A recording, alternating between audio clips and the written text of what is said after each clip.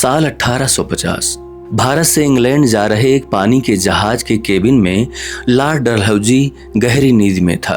उसे चोरी का इतना भयंकर खौफ था कि उसने अपनी सुरक्षा के लिए 2 खूंखार कुत्तों को बिस्तर से जंजीर से बांध रखा था।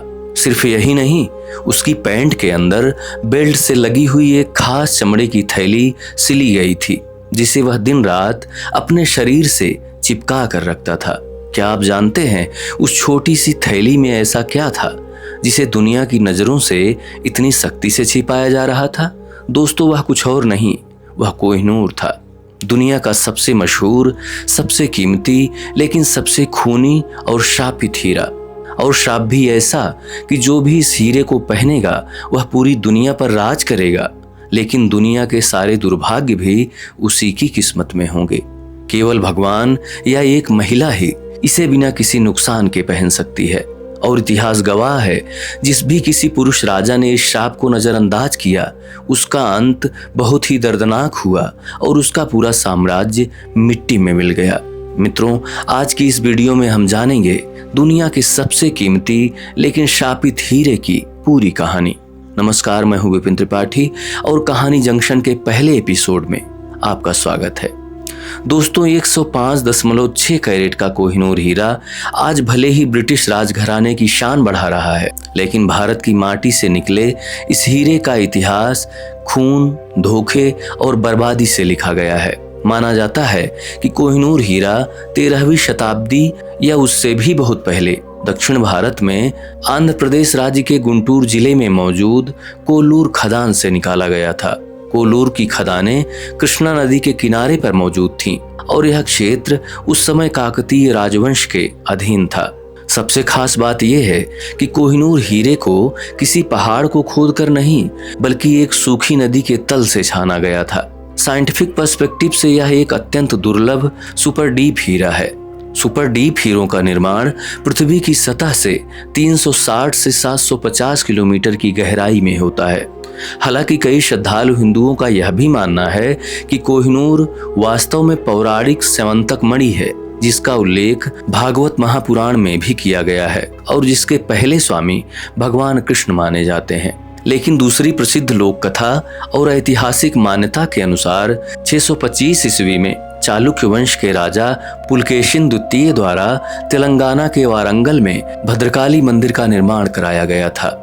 बाद में जब काकतीय शासकों ने इस इलाके पर कब्जा किया तो उन्होंने देवी भद्रकाली को अपनी कुलदेवी माना और इस विशाल हीरे को देवी की बाईं आंख में लगवा दिया। कोहिनूर हीरे को किसी एक व्यक्ति द्वारा शाप दिए जाने का कोई ऐतिहासिक प्रमाण तो नहीं है, लेकिन 1306 ईस्वी के एक प्राचीन हिंदू लेख में पहली बार इसके शाप का जिक्र मिलता है, जिसमें कहा गया था कि जो भी इस हीरे को धारण करेगा वह पूरी दुनिया पर राज करेगा, लेकिन इसके साथ ही वह दुनिया के सभी दुर्भाग्य भी भोगेगा। केवल ईश्वर या एक महिला ही इसे बिना किसी नुकसान के पहन सकती है। और अगर इतिहास के पन्नों को पलट कर देखें तो यह शाप पूरी तरह से सच लगता है। नादिर शाह से लेकर अहमद शाह अब्दाली, शाह शुजा, महाराजा रणजीत सिंह और महाराजा दिलीप सिंह तक जिन भी ताकतवर पुरुष शासकों ने इसे हासिल किया, उनका अंत बहुत ही दुखद हुआ। इधर जब 14वीं शताब्दी की शुरुआत में दिल्ली सल्तनत के शासक अलाउद्दीन खिलजी के सेनापति मलिक काफूर ने दक्षिण भारत के साम्राज्यों पर आक्रमण किया, इसी दौरान उसने वारंगल पर भी हमला किया और देवी के मंदिर से इस अनमोल हीरे को लूट लिया और इसे लूटकर दिल्ली ले आया। 1526 में यह हीरा मुगल साम्राज्य के संस्थापक बाबर के हाथों में आया। बाबर की आत्मकथा में लिखा गया है कि इस हीरे की कीमत इतनी थी कि इससे पूरी दुनिया को 2.5 दिन तक खाना खिलाया जा सकता है। जब बाबर का बेटा हुमायूं युद्ध हार कर भाग रहा था तो उसे यह हीरा बेचने को कहा गया, लेकिन हुमायूं ने कहा कि ऐसा हीरा खरीदा नहीं जाता, इसे या तो ताकत से छीना जाता है या इनाम में पाया जाता है। सालों बाद मुगल बादशाह शाहजहां ने इसे अपने विश्व प्रसिद्ध मयूर सिंहासन में जड़वाया। मुगलों के लिए यह हीरा उनकी असीमित शक्ति का सबसे बड़ा प्रतीक बन गया था। लेकिन इसी बीच 1739 में फारस के खूंखार शासक नादिर शाह ने दिल्ली पर हमला कर दिया और भयानक कत्लेआम मचाकर मयूर सिंहासन लूट लिया। कहा जाता है कि जब उसने पहली बार इस विशाल और चमकते पत्थर को देखा तो उसके मुंह से अनायास ही निकल गया कोह-ए-नूर यानी रोशनी का पहाड़। नादिर शाह इसे ईरान ले गया, लेकिन शाह ने अपना असर दिखाया और 1747 में नादिर शाह की उसके ही अपनों ने हत्या कर दी। नादिर शाह की मौत के बाद कोह-ए-नूर अफगानिस्तान के शासक अहमद शाह अब्दाली के पास पहुंच गया। यह दौर कोह-ए-नूर के इतिहास का सबसे खौफनाक समय था। इसे हासिल करने के लिए अब्दाली के वंशजों में ऐसा खूनी खेल चला जिसमें सत्ता के लालच में लोगों की आंखें गर्म सुइयों से फोड़ दी गईं और सिर पर पिघला हुआ शीशा तक डाला गया। आखिरकार 1813 में अपनी जान बचाते हुए अफगान शासक शाह शुजा भागकर पंजाब पहुंचा। पंजाब में शाह शुजा ने शरण लेने के बदले कोह-ए-नूर सिख साम्राज्य के शेर महाराजा रणजीत सिंह को सौंप दिया। रणजीत सिंह ने इसे सिर्फ खजाना नहीं बल्कि अपनी शक्तिशाली साम्राज्य का प्रतीक बना दिया। वे इसकी सुरक्षा को लेकर इतने सतर्क थे कि यात्रा के दौरान इसे ऊंटों के एक गुप्त काफिले में ले जाया जाता था। महाराजा रणजीत सिंह की मौत के बाद सिख साम्राज्य कमजोर हो गया और 1849 में अंग्रेजों ने पंजाब पर कब्जा कर लिया। ब्रिटिश गवर्नर लॉर्ड डलहौजी ने महाराजा के 10 साल के छोटे बेटे दलीप सिंह को उनकी मां से अलग कर दिया और जबरन लाहौर की संधि पर दस्तखत करवा कर कोह-ए-नूर छीन लिया और इसे महारानी विक्टोरिया के लिए इंग्लैंड भेज दिया।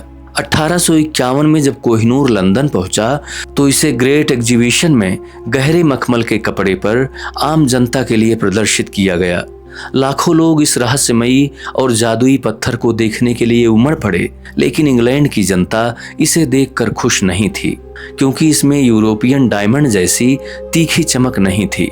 तब महारानी के पति प्रिंस अल्बर्ट ने इसे दोबारा तराशने का आदेश दिया। 38 दिनों की कटाई के बाद हीरे की चमक तो बढ़ गई, लेकिन इसका वजन 186 कैरेट से घटकर लगभग आधा 105.6 कैरेट रह गया। इधर 1306 का वह खौफनाक शाप अंग्रेजों को भी डराने लगा था।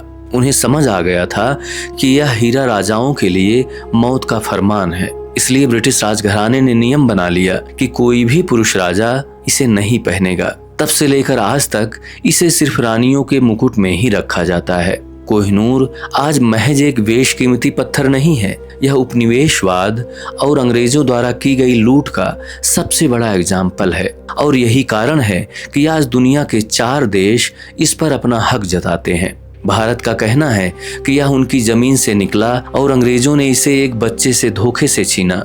पाकिस्तान का दावा है कि अंग्रेजों ने इसे लाहौर से छीना था जो अब उनके देश में है। अफगानिस्तान और ईरान भी अपने अपने ऐतिहासिक दावों के साथ इसे वापस मांगते हैं। लंदन के टावर में चमकता यह हीरा भले ही आज ब्रिटिश ताज की शोभा बढ़ा रहा हो, लेकिन इसके हर एक पहलू में खोए हुए साम्राज्यों की चीखें, हत्याओं का खौफ और चुराई गई विरासतों का दर्द साफ झलकता है। दोस्तों, आपको क्या लगता है, क्या कोह-ए-नूर कभी लौटकर अपने असली घर आएगा या यह हमेशा के लिए इतिहास के सबसे खूबसूरत लेकिन सबसे दर्दनाक लूट बनकर रह जाएगा?